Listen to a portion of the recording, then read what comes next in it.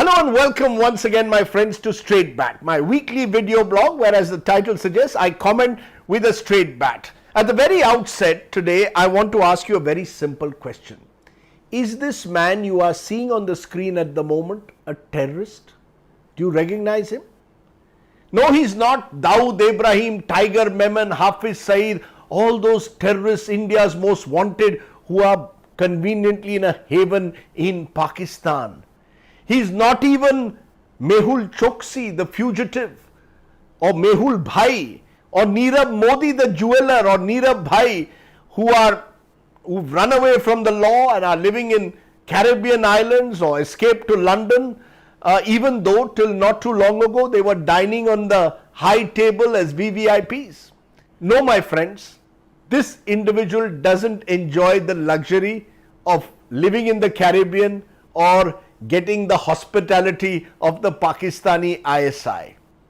But he's a terrorist who is lodged presently in Taloja jail near Pune, or he's accused of being a terrorist. His father, Stan Swami, an 84-year-old priest who is accused in the Bhima Koregaon case and was arrested under the Unlawful Activities Prevention Act, or UAPA, in October last year, and since then has been in jail, or since then till the last week, because in the last week Father Swami, who already suffers from Parkinson's, was tested and found to be COVID positive and has now been moved to the Holy Family Hospital for 2 weeks.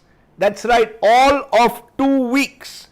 Now remember, the UAPA is a very tough law. Very difficult to get bail under it. The other accused in the Bhima Koregaon case include the likes of Sudha Bhardwaj, a leading activist, trade union lawyer and intellectual who has spent most of her life working among the tribals of Chhattisgarh. She could have enjoyed all the comforts of urban life. She had a wonderful education, had the world before her, chose instead to live and fight for the rights of tribals. She too is accused of being part of this grand plot of Bhima Koregaon. Let me tell you, the evidence in this case is very scanty. And it's not me saying that. There are now credible global reports that show that the computer files have been doctored and planted on the accused. I'm not going to go into the merits of the case because the matter is being heard by judges, and I do hope that the judges go into the merits of the Bhima Koregaon case. But I will speak for Father Stan, who this week was moved to a hospital after having spent the last several months in jail. As I said, he's 84 years old. He suffers from Parkinson's. He can barely move. He cannot even eat without help at the moment. Here is someone who last year had to wait for weeks in jail for a straw sipper. He wanted a straw sipper. The jail authorities refused it. It took almost a month. Think about the criminal justice system in this country. If you are a VVIP, if you are a politician or a high profile industrialist who suddenly gets arrested and finds himself or herself in jail, you'll probably the very next day be moved to a comfortable hospital bed, or instead be taken to a guest house in comfort. But Father Stan Swami will be denied even a straw sipper because, as I said, he's a terrorist according to the government. He's someone who's an enemy of the state according to the government. Why is Father Stan being treated in this manner? I'll tell you why.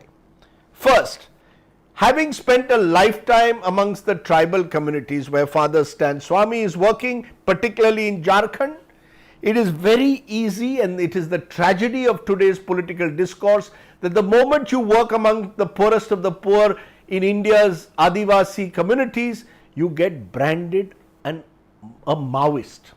In fact, on primetime television, if you fight for the human rights of tribals, you are demonized as an urban Naxal. This is the name calling that takes place around us at the moment. And in that toxic discourse, Father Stan Swami, because he works among the tribals, gets branded a Maoist. Ideology surely isn't a crime. Father Stan, some say, is a leftist. He may be. I see him as a humanist, neither left nor right, working among the poor. Even the Jharkhand Chief Minister and government have lauded the work that Father Stan Swami has done in getting land rights for tribals. But no, for the government of India, he is a terrorist who must remain in jail under UAPA. Father Stan Swami also suffers from another form of terrifying demonization in today's India. He is a Catholic priest from the Jesuit order. Now, in the toxic, divisive universe of name calling that we live in, a Jesuit priest working among tribals is not just a Maoist. He is also guilty and must be punished for alleged conversion of tribal communities. For the Hindutva ideologues and their stormtroopers in particular, a Catholic priest today is an enemy. He is seen as someone who must be taught a lesson for religious conversion or alleged religious conversion. Remember Graham Staines and how he, along with his two sons, was burnt to death in Odisha's Kandhamal district in 1999? The convict was a certain Bajrang Dal activist called Dara Singh.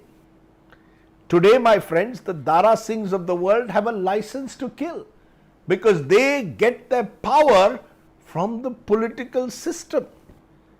Now, if you can't burn someone to death, well, the next best thing is brand them anti-national and throw them in jail.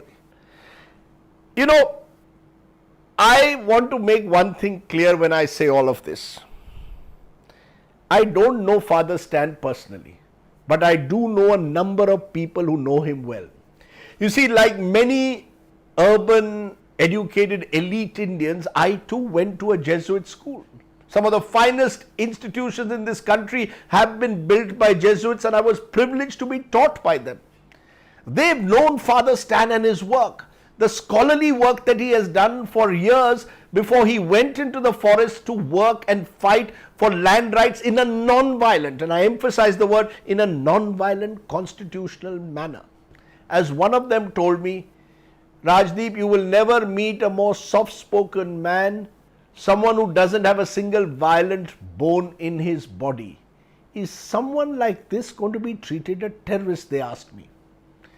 To be honest, I had no immediate answer because we live in a world where truth, my friends, is a casualty, where a propaganda machine is created that brands people who question the state as enemies and anti-national.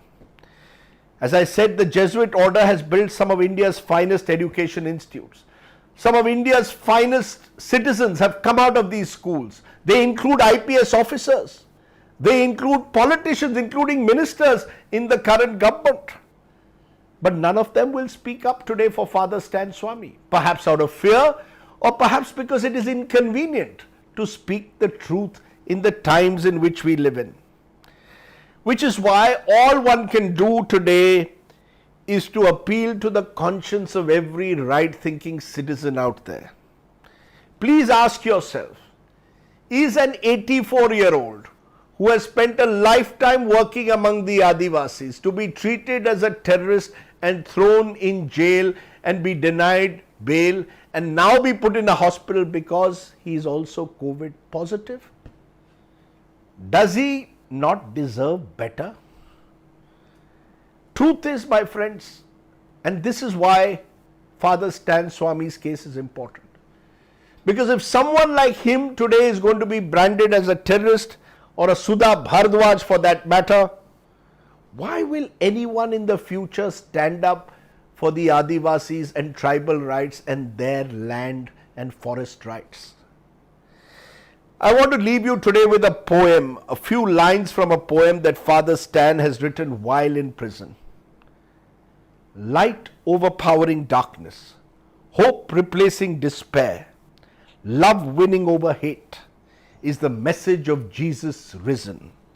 But fight we will till the end, not so much just to save our skin, but to speak truth to power.